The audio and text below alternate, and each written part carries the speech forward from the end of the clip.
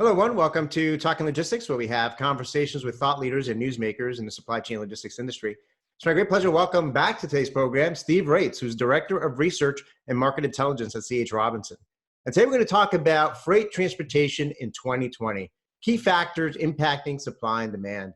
Now, it was about a year ago that we had Steve on the program to share his perspective on what to expect in the freight transportation market as we were heading into 2019.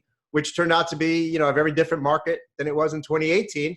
And now here we are at the beginning of 2020. So, what are some of the, where are we in the market cycle today? What are some of the key factors that are impacting, supply and demand? And then what actions should shippers take to successfully navigate, whatever happens in the months and weeks ahead? So with that, Steve, welcome to the program. Thanks, Adrian. Good to be back. Good to see you again, too. Absolutely. Well, happy New Year. And, a few weeks ago on Talking Logistics, as we were I think it was in December, you wrote a great guest commentary for Talking Logistics that was focused on, the truckload, market cycle, which I think is something that's top of mind for a lot of executives today is as they're thinking about transportation is, we always talk about the pendulum swinging one way or another, or if the market is, expanding or contracting and so forth. But I think you did a nice job there talking a little bit about, kind of the market cycle. So maybe as a way to get started, can you give us a brief overview of the market cycle and where are we today in that cycle? Sure, I can do that. Thanks, Adrian. So this is an adaptation from something that I read a couple of years ago from ACT Research. And then I applied it kind of thinking about how we experience the marketplace, especially when we think of this whole blended for-hire and private fleet truckload marketplace. And so 4 primary phases of a cycle where you go through you see in the upper left quadrant, an oversupply time period in the lower right, and undersupply, and kind of transition between the two. And it seems like the marketplace, I've been doing this for 30 years, always goes through this. Now what happens is you have different levels of amplitude, if you want to call it, tension or slack in those, and the amount of time you're in any one of these 4 can vary based on the cycle and all the attributes of the market at the time. So it's this idea of the market ebbs and flows as demand enters and leaves the market with economic conditions, and supply also as the carrier community invests and divests and so forth in relationship to those demand signals. Where are we today? That's what's kind of interesting. Most analysts, if you listen and you read, are coming to consensus. We hit the bottom of the market. So if you think of that upper left, that oversupply, we've gone through that and we must be getting to the near end of it. Early indications, if you look in the spot market, which is oftentimes a leading indicator to the total market, most analysts say spot market is about 10 to 20% of the for-hire freight market, and 80 to 90% is in the contractor committed space. So but it provides a really nice leading indicator to where the broader market is going. If we see this precipitous drop in pricing has largely stopped, we see the spot market having situational tension, might be regional or corridor or month end that start to happen. And those are early signs of a market that bottomed out and is starting to recover. And so somewhere around the 11, 12 o'clock, position on this is where we are. And over the next 6 to 9 months, I suspect we'll move into the early cycle of balanced recovery. And so we're going to watch for some behaviors of the marketplace and kind of how do we work through that? What might that feel like? Yeah, no, those are some great points. And I think when when I'm speaking to, transportation professionals, certainly, late last quarter, late Q4 of 2019, I think there was a general consensus. First of all, there was a sigh of relief that 2019 was, demonstrably better than 2018 was, right? And then, looking ahead to 2020, I think the general consensus was, as you were saying, based on what they've read and learned and just talking to one another and talking to their carriers and so forth, I think that, being in that segment of the cycle, I think things are heading into that more balanced, type of situation in the marketplace today. So let's dive a little bit deeper now and talk about some of the key factors that are impacting demand and supply. And let's start with supply. specifically, new truck sales and available, capacity. What is the current state of the market there? Yeah, great question, Adrian. And the supply side is what's so terribly important when we think about how the market moves. It's not just about the economy and freight moving in the market, is how does the carrier community invest and divest? So this slide from ACT Research, they really study new and used tractor sales. They're representing a segment of the marketplace, tractors under 11 years old in the for-hire, private, and LTL community. And you see this movement of growth and expansion. I've added the boxes of, in 2007, 1.3 million tractors, a trough after the recession, and the carrier community contracted to about 1 million, and our climb back out, really getting back to where we were at pre-recessionary period, with the dip that you see happening post-2016, which was a flat to freight recessionary year. Interesting, the carrier community kind of lags the experience of demand when they contract and invest. So what happened in 2018, as the market with the demand was way up because of the economic conditions, the carrier community actually started investing not until well into Q1. And so we had Q4 of 2017, most of Q1, and we were still contracting. It wasn't until we were well into the tension that investment came, and then you could see the climb out. 2019 hits, and what simply happened is we put more capacity in the marketplace than demand. And so you see this, we experienced this point of, one might argue, slightly oversupplied. And so the forecast going forward is not to grow the fleet. And the early indicators of that are orders. So orders for new trucks in 2019 were very, very low, as the 2018 orders were still being delivered well into 2019. So 2020, we're still looking at orders going forward, and they're at or below what is required to keep the fleet the size it is.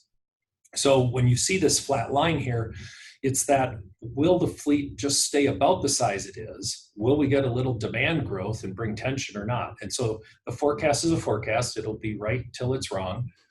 And we'll have to see if it contracts. So that's new assets coming in. We can also bleed out some assets, and that's the other valve of the U.S. trucking economy, is exporting trucks overseas. And in today's economy, the U.S. dollar is strong, right? Globally, global economies are underperforming. Many are below U.S. even. And so consequently, the appetite to absorb our old trucks, and as a bleeder valve, most analysts are saying 2020 an average year.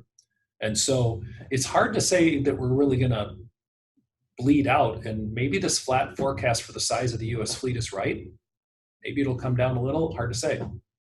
Yeah, no, great point. I love the line. The forecast is right until it's wrong. And in particular, I think it's interesting when you look at truck orders and the capacity side of things, because there is like you said, these things are sometimes out of sync, because there is a lead time to getting new trucks, right? And by the time those trucks start getting delivered, the market may, the demand side of the equation may have already changed, which is what we're seeing partly here. One of the other things I'll be kind of interested in your take is I saw the headlines around truck orders and what's happening there, but I also saw a lot of headlines, obviously, particularly the second half of last year, with a lot of carrier bankruptcies. There was an uptick in carrier bankruptcies last year. Is that offsetting some of the capacity additions that you just talked about? Great question on carrier bankruptcies. So it's really interesting. I think roughly we're double the carrier bankruptcy rate we were in 2019 is 2018, which to me on the surface isn't overly alarming. 2018 was a phenomenal trucking year. So to be double against a phenomenal year, not too bad, right? So, however, it is alarming, especially when you see some large trucking companies like Celadon go bankrupt, and even some other pretty good-sized carriers went out. So I saw the statistic from Donald Broughton, who studies bankruptcies quite a bit, talks on them. This is through Q3. Through Q3, he said 795 companies went bankrupt. Okay, so that's through Q3. And that's about 24,000 trucks is what that totals up to, about 30 trucks per fleet on average. Now, what's important to understand is I would suggest we probably really didn't lose 24,000 vehicles. we know that as soon as a trucking company files bankruptcy, those assets are up for sale as they go through the bankruptcy process, right? Drivers are a hot commodity. They're getting solicited for employment by other carriers, and a pretty meaningful percentage of both the tractors and the drivers work their way back into the marketplace. So it becomes a little bit more about shuffling the assets of tractors and trailers and people than a complete bleed out of the market. Sure, there are some trucks that probably don't re-enter, of course, right? Some of the oldest tractors don't get replaced, things of that nature. And yes, some drivers say, I've had enough, I'm out. I'm not going to stay in this workforce. And I don't think anybody knows exactly how much, but I think largely we believe the vast majority is redeployed. So I don't think it's the most material impact on capacity, like if I had to guess. That's a good point, because I think certainly I looked at those numbers as well, and it's like, oh wow, that's a lot of trucks and capacity leaving the market. But I think you raise an interesting point. You got to get past that, and you realize that in reality, I know I saw online, folks were immediately, other carriers were offering truck drivers from Celadon, for example, hey, call me. Mechanics, we need mechanics too, not only drivers. And again, if those if there's trucks out there and power units that are relatively new, I think you're right. Those things will ultimately work their way back into the market. So it's more of a question of a timing issue in terms of how carriers and drivers and power units getting back into the market. So there might be some temporary period there where those things are out, but then ultimately they work their way back into the market. Absolutely correct. The temporary comment is important, and there are disruptions that may be more impactful in certain corridors and for certain amounts of time till the market normalizes. Yes. All right. So great points on the supply side. Now let's talk about the demand side of the equation. I mean, is there a consensus on freight volume and the tension? You talked about tension earlier in terms of the market cycles, the ebbs and flow of tension. I mean, the type of tension you can offer the market this year? That's a good one. And so demand is obviously the other side, and that's freight coming in.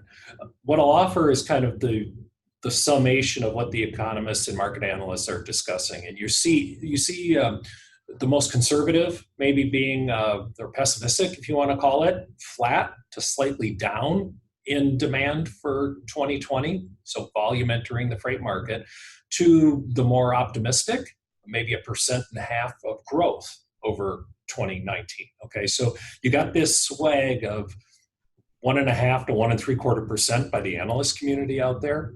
But frankly, it's not we're in a pretty decent economic situation. The reality is, how much growth will we get? It's a healthy economy. There's 2020 or 2019 was a very good freight year as compared to any year previous 2018. 2018 was an exceptional anomaly. So even if we were down a little in demand, excuse me, in 2019, it was the spot market that we felt it the most. The committed market by ACT's numbers, or ATA, I'm sorry, American Trucking Association, up about 1.5% year over year.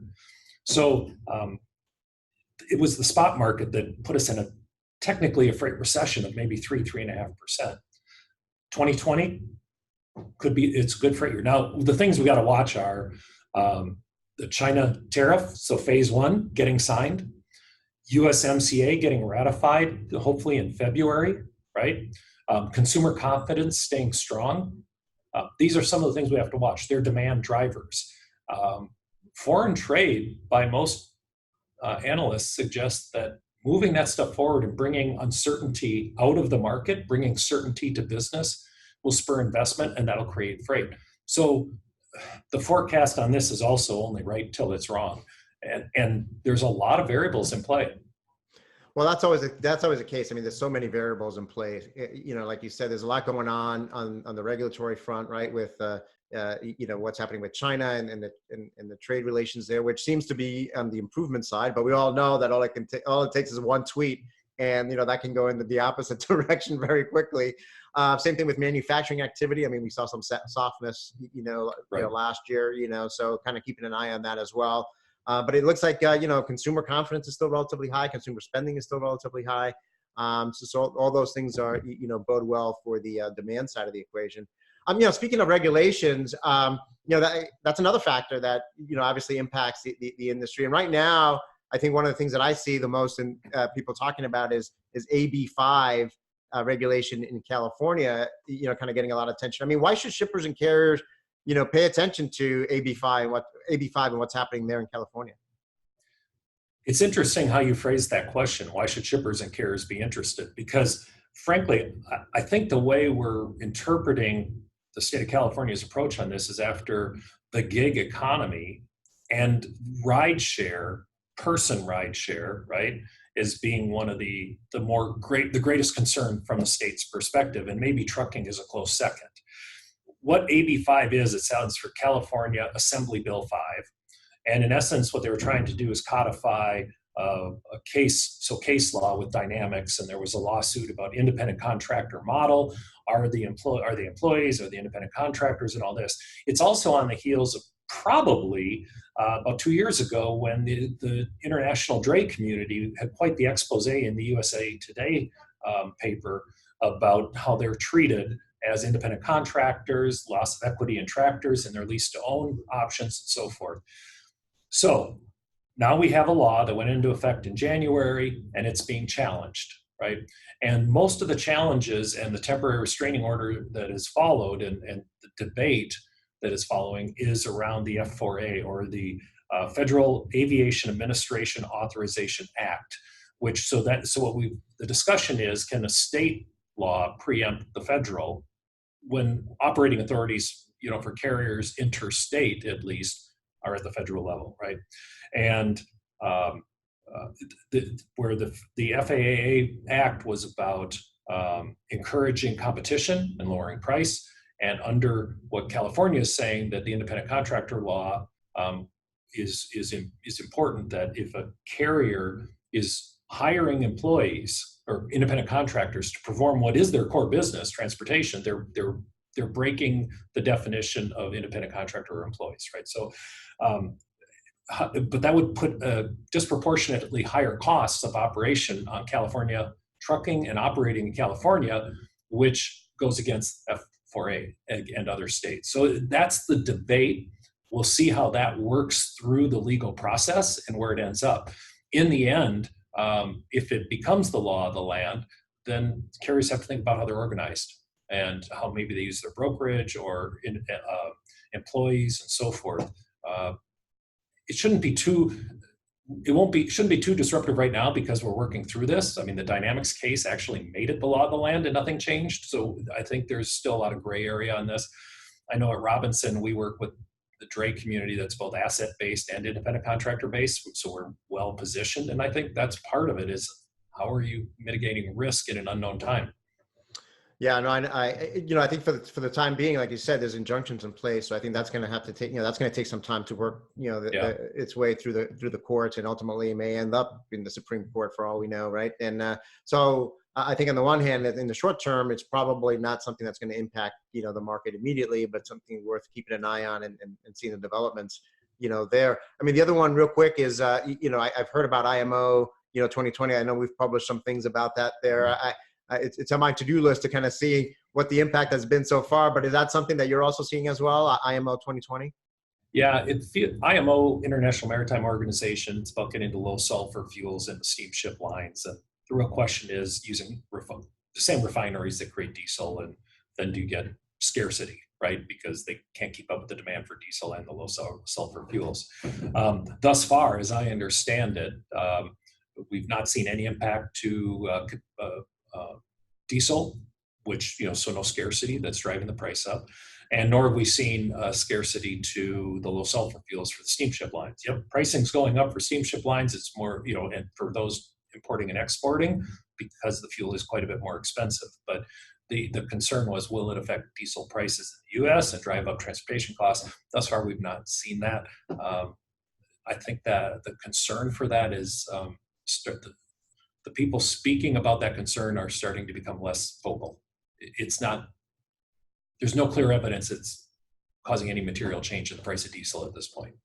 Right. Well, I think it's, again, one of those things that you kind of keep an eye out, but like a lot of things in this industry I've learned after being in it for 20 years, there's a lot of, cry wolf type of things. We saw with Y2K back in the early .com days, the world was going to come to the end, and ELDs and hours of service, everything was going to kind of bring the everything to a halt. And so sometimes, we set the fear bar so high that when things, when reality hits, it's actually not as bad as everybody, was forecasting or thinking about.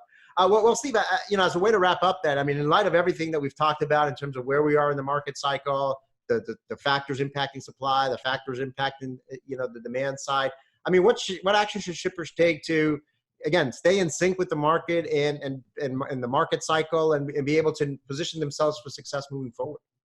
Yeah, thank you, Adrian. I think at this point, as we're in this potential transitionary time of the marketplace, if a shipper hasn't already employed some really strategic approaches to how they go at all their modes of transportation, but specifically domestic, truck, LTL, and intermodal, now's the time.